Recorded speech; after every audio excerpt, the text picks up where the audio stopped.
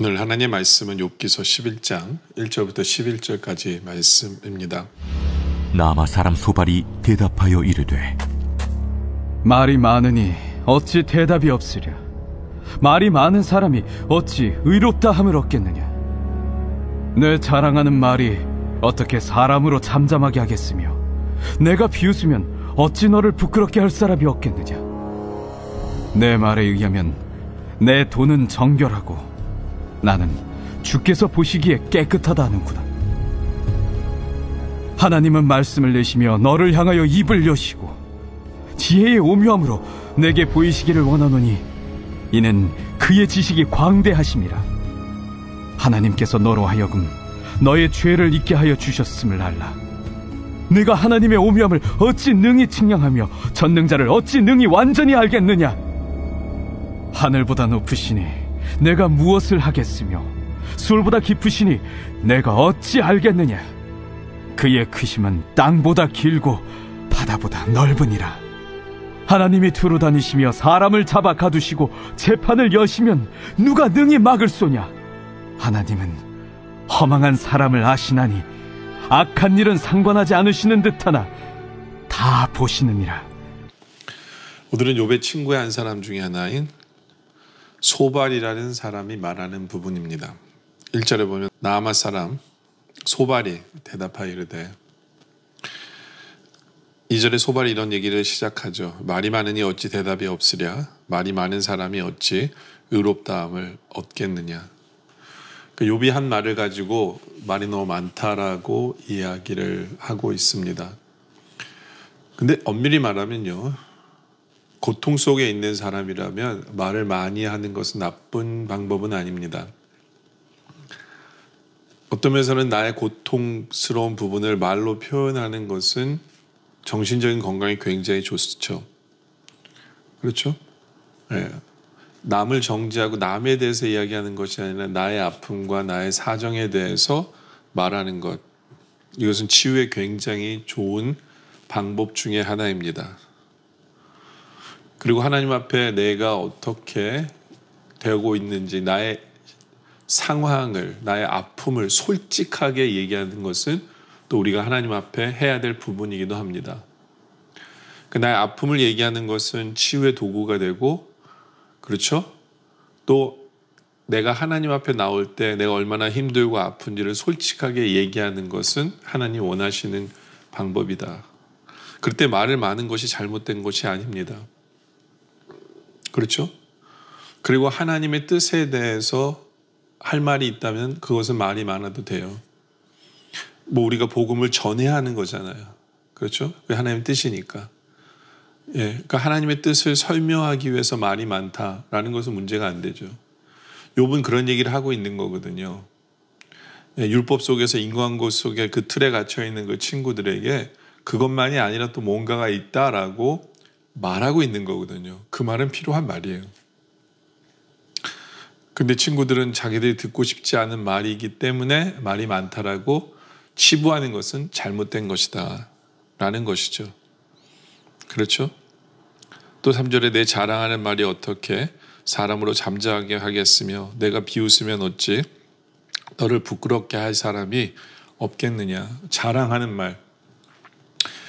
솔직히 욥은 자랑하는 말을 하려고 한 것은 아니에요. 그런데 고통 속에 있는 사람이 그러면 침체된 말, 좌절하는 말, 포기하는 말을 해야만 합니까? 그건 아니잖아요. 그건 아니죠. 그렇죠? 오히려 그 상황 속에서 하나님 안에서 자기를 돌아보면서 자기가 얼마나 하나님 앞에서 존귀한 존재인지, 하나님 보시기에 얼마나 사랑스러운 존재인지를 얘기하는 것은 안 좋은 것이 아니라 오히려 필요한 거예요. 그래야 침체되고 고통 속에 있으며 아픔 속에 있을 때 더 처지지 않거든요. 그렇기 때문에 그것이 굳이 나쁜 말이다라고 표현할 수는 없는 것이죠. 그렇죠? 친구들은 얘기합니다. 4절에 내 말에 의하면 내 돈은 정결하고 나는 주께서 보시기에 깨끗하다 하는구나.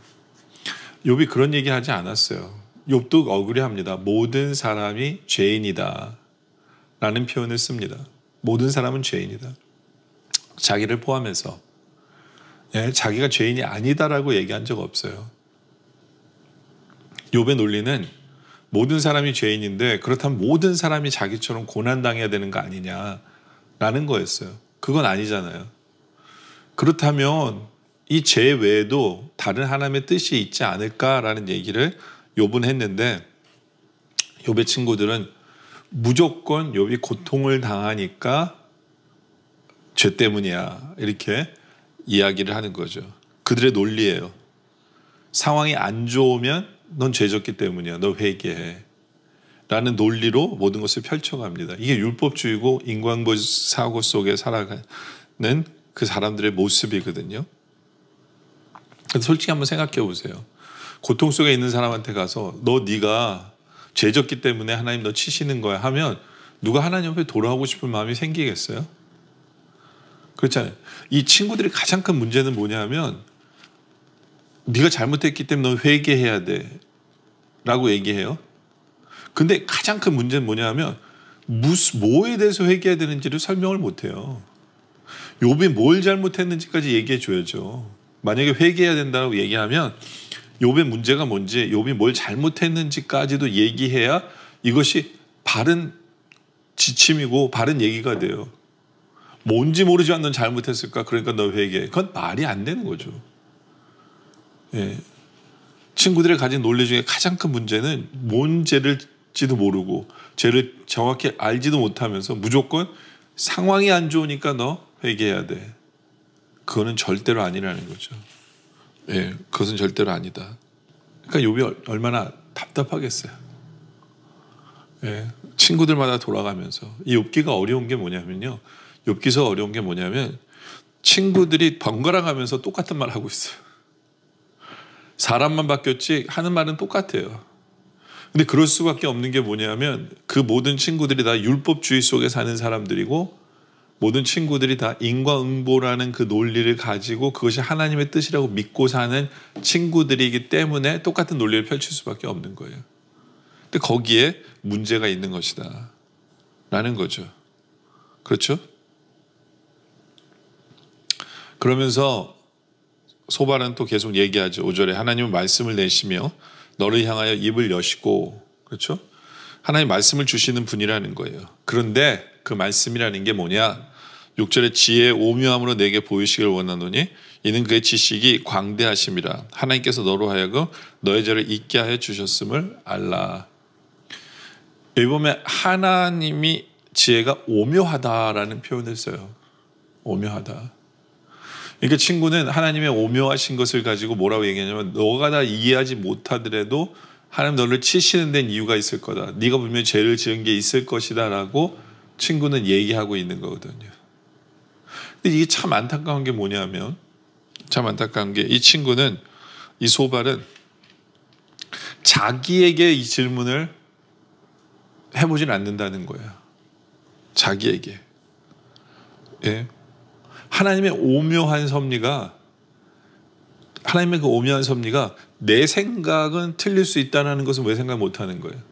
하나님의 오묘한 섭리인데 왜 자꾸 하나님을 인과응보라는 그 틀에 하나님의 생각을 우리의 내 생각을 하나님이 이러실 거야라고 그 틀에서 넣어놓고 그렇죠? 율법주의 속에 하나님을 집어넣어 놓으면서 예? 하나님은 이러셔라고 얘기하는 자기의 생각이 잘못될 수 있다는 생각을 왜 안 하는 거였죠? 욥에게만 욥아 네가 잘못했어? 하나님은 오묘하셔. 네가 이해하지 못하더라도 너가 잘못한 거야. 그게 아니라 하나님이 이렇게 하시는 데는 또 다른 이유가 있지 않을까? 너무 오묘하시기 때문에 왜 이런 생각을 소발 스스로는 하지 못했을까라는 그런 안타까움이 있죠. 그렇죠?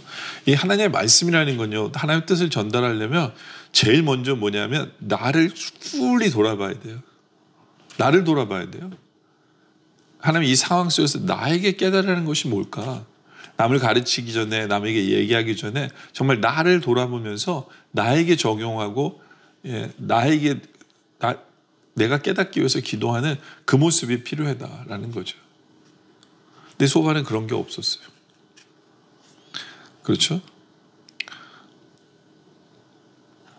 그러면서 8절에 소발이 얘기합니다. 하늘보다 높으시니 내가 무엇을 하겠으며 수월보다 깊으시니 내가 어찌 알겠느냐. 그의 크심은 땅보다 길고 바다보다 넓으니라. 그러니까 무슨 얘기예요? 욥아, 하나님이 너에게 하시는 일 넌 다 이해하지 못해. 왜냐하면 하나님은 너무 크고 넓으시기 때문에 깊고 넓으시기 때문에 넌 다 이해하지 못해. 그러니까 let it be. 이건요 소발은 지금 운명론에 대한 얘기를 하는 거예요. 하나님께서 너를 그렇게 하기로 결정하셨고 너의 운명은 그렇게 됐으니까 예? 그냥 가만히 있어. 그냥 운명대로 살라는 거예요. 이게 어떻게 보면 맞는 것처럼 보이지만 아니거든요. 이게 무슨 얘기냐면 하나님의 뜻에 따라서 우리의 인생이 좌우가 되는 건 맞아요.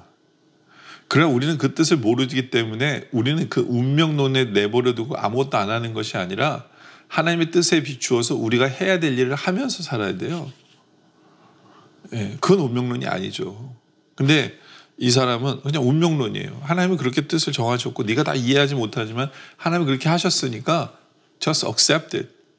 받아들여 라는 거죠. 그건 아니잖아요. 여러분들 우리가 하나님 안에서 다시 한번 생각해 봐야 돼요. 내가 믿어왔고 내가 생각했던 나의 라직이 하나님 뜻 앞에서 문제가 있지 않은지를 돌아보길 원합니다. 남을 정죄하기 전에 나를 돌아보길 원합니다. 나를 돌아보길. 네. 뭐가 잘못되면 무조건 회개가 아니라 하나님의 뜻을 물어보고 하나님께 기도하고 나를 돌아보면서 변화시킬 줄 아는, 나를 먼저 변화시킬 줄 아는, 네. 그냥 운명론에 맡기고 난 아무것도 안 하는 것이 아니라 될 때면 되라가 아니라 정말 하나님 안에서 하나님 원하시는 일을 해나가면서 다른 사람을 변화시키기 전에 먼저 나를 돌아보고 변화시키는 바로 그런 삶을 살아가는 우리 모두가 되어지시기를 주님의 이름으로 축원합니다. 기도드리겠습니다. 아버지 하나님, 우리는 다른 사람의 아픔과 어려움을 보면 머릿속에 너무나 자연스럽게 저 사람 죄져서 그런가 보다라는 그런 잘못된 생각을 할 때가 있었음을 회개합니다.